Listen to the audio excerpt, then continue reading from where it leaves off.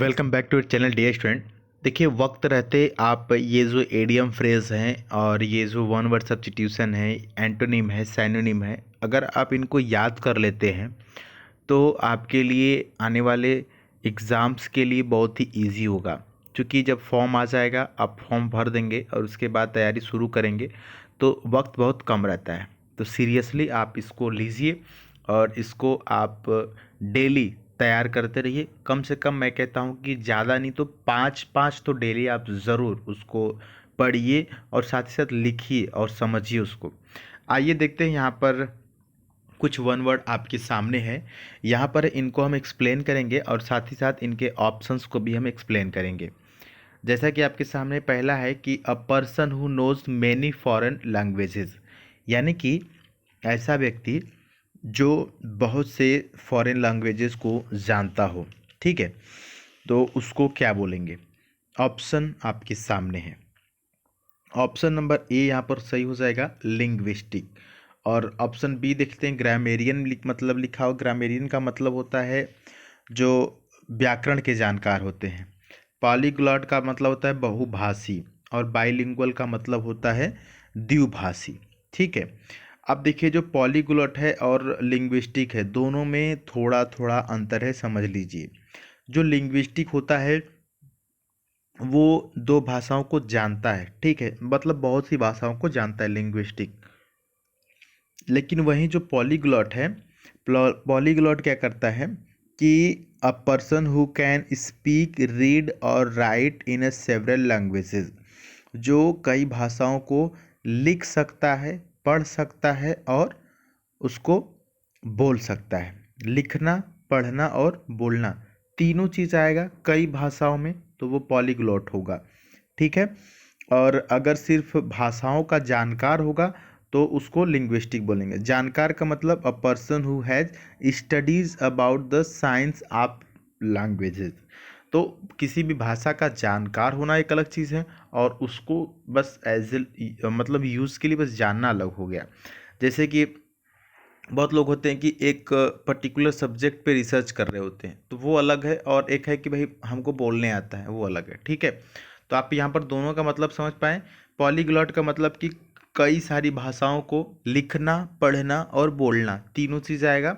और लिंग्विस्टिक का मतलब कई सारी भाषाओं के स्टडीज़ करेगा, उसके अध्ययन के बारे में, मतलब डीप नॉलेज होनी चाहिए। ठीक है, चलिए आगे बढ़ते हैं। उम्मीद है कि आपको डिफरेंसेस समझ में आ गए होंगे। आगे बढ़ते हैं। One who has little faith in human sincerity and goodness, यहाँ पर है कि जो मानवीय ईमानदारी और अच्छाई पर बहुत कम विश्वास रखता हो, जो जिसको लगता है ना कि ये दुनिया स्वार्थी है, उसको ऑप्शन नंबर ए इगोइस्ट का मतलब होता है अहमवादी यानी घमंडी, ये नहीं होगा। फैटलिस्ट का मतलब होता है भाग्यवादी, ये भी नहीं होगा। स्टोइक का मतलब उदासीन होता है, ये भी नहीं होगा। ऑप्शन डी में लिया है सिनिक। सिनिक का मतलब होता है निंदक, यानी कि ऐसा व्यक्ति जिसको लगता है कि यार दुनिया स्वार्थी है। तो ऑप्शन नंबर डी यहाँ पर सही हो जाएगा। ठीक है, बढ़ेंगे अगले क्वेश्चन की तरफ। अगला देखिए आपके सामने है, one who possesses many talented, यानी कि ऐसा व्यक्ति, ऐसा बंदा जिसके पास बहुत सारे टैलेंट हों, बहुत सी प्रतिभाएं हों, उसको क्या बोलते हैं?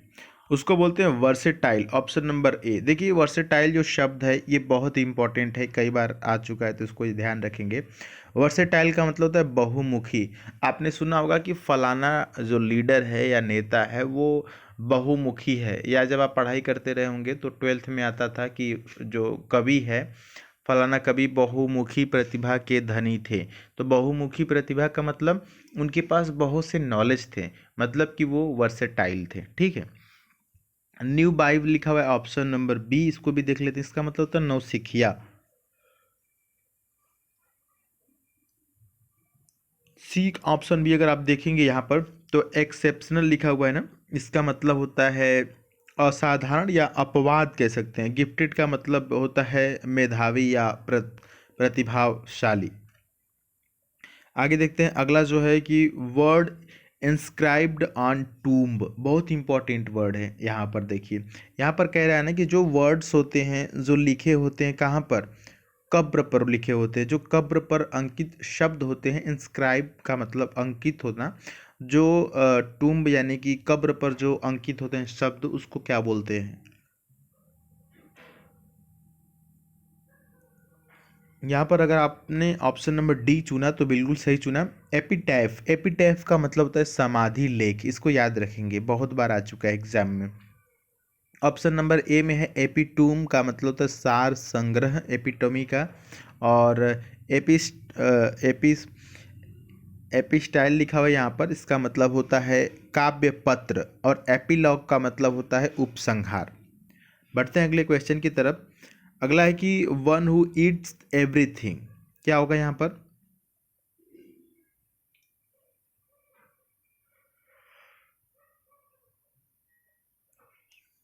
अगर आपने चुना ऑप्शन नंबर ए ओमनीवोरस तो बिल्कुल सही चुना है।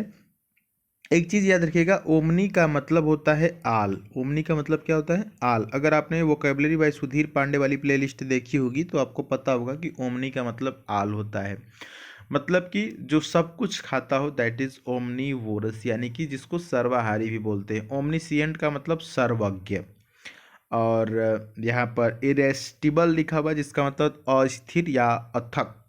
ऑप्शन नंबर बी में इंसॉल्वेंट लिखा है। देखिए डी वाला भी बहुत इंपॉर्टेंट है। इंसॉल्वेंट का मतलब होता है कि दिवालिया, जैसे विजय माल्या। इसका मतलब होता है कि अनेबल टू पे डेप्थ, जो कर्ज देने के लिए असमर्थ हो दैट इज इंसॉल्वेंट, जिसको बैंकरप्ट बोलते हैं। ये 5 वन वर्ड आपको उम्मीद है कि आपको समझ में आए होंगे। साथ ही साथ इंस्टाग्राम पे हम आपको इस प्रकार के जो आज करा रहे हैं या जो पहले करा चुके हैं उसकी प्रैक्टिस के लिए हम क्विज देते रहते हैं। जैसा कि आपको पता है कि ये 3 जनवरी का क्विज यहाँ पर हमने दिया था कुछ देर पहले। तो आप देख सकते हैं कि 50% बच्चे इसका सही आंसर किए हैं, बाकी के जो 50% हैं वो गलत आंसर किए हैं। तो आप भी इस क्विज में भाग ले सकते हैं। इस क्विज को टिक करने के बाद अगर आपको लग रहा है कि नहीं ऑप्शन नंबर सी ही क्यों सही है तो इस पर क्लिक करेंगे बल्ब पर, तो ये आपके दिमाग की बत्ती जलाएगा। यहाँ पर लिख करके आएगा कि आखिर में ये क्यों सही है।